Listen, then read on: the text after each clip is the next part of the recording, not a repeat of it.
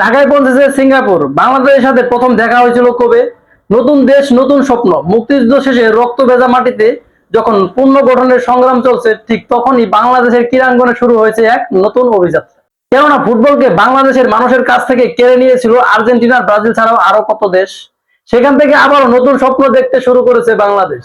1973 সালে আনুষ্ঠানিকভাবে গঠিত হয় বাংলাদেশের জাতীয় ফুটবল দল, যার প্রথম গন্তব্য ছিল মালয়েশিয়ার ঐতিহ্যবাহী মারদেগা কাপ। আর সেখানে 1973 সালে 6 আগস্ট কুয়ালালামপুরে মারদেগা স্টেডিয়ামে প্রথম দেখা সিঙ্গাপুরের সাথে। ম্যাচের 6ষট্টম মিনিটে কাজী সালাউদ্দিন গোলে এগিয়ে যায় বাংলাদেশ। কুয়ালালামপুরে গ্যালারিতে তখন উঠেছিল নতুন জার্সির নাম বাংলাদেশ। যদিও ম্যাচে 20 মিনিট না পড়তেই সিঙ্গাপুরে শামসুদ্দিন রহমতের গোলে ম্যাচে 1-1 গোলে সমতায় ফিরে সিঙ্গাপুর। তারপর ম্যাচে আর কোনো গোল না হয় ম্যাচ শেষ পর্যন্ত ড্র হয়। কিন্তু ম্যাচটি বাংলাদেশের মানুষের মনে থাকার মতো একটা ম্যাচ। সেবার মারদেকা টুর্নামেন্ট শেষ করে বাংলাদেশ দল সিঙ্গাপুরে গিয়েছিল দুটি প্রীতি ম্যাচ খেলতে, যার প্রথমটি 1973 সালের 13 আগস্ট এবং পরেরটি 15 আগস্ট।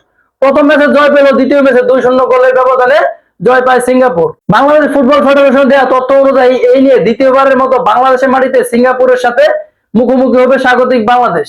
এর আগে 2015 সালে ঢাকায় মুখোমুখি হয়েছিল বাংলাদেশ এবং সিঙ্গাপুর।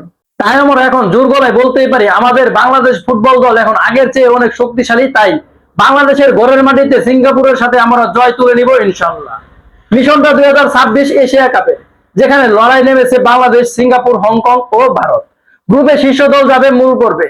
বাছাই পর্বে প্রথম ম্যাচে ভারতের সাথে ড্র করেছে বাংলাদেশ। দ্বিতীয় ম্যাচে 10 জুন মাঠে নামবে সিঙ্গাপুরের বিপক্ষে এবং শেষ ম্যাচ হংকং এর সাথে খেলবে 9 অক্টোবর। সিঙ্গাপুরের সাথে ম্যাচের জন্য বাংলাদেশের দলকে জানায় অগ্রিম শুভেচ্ছা।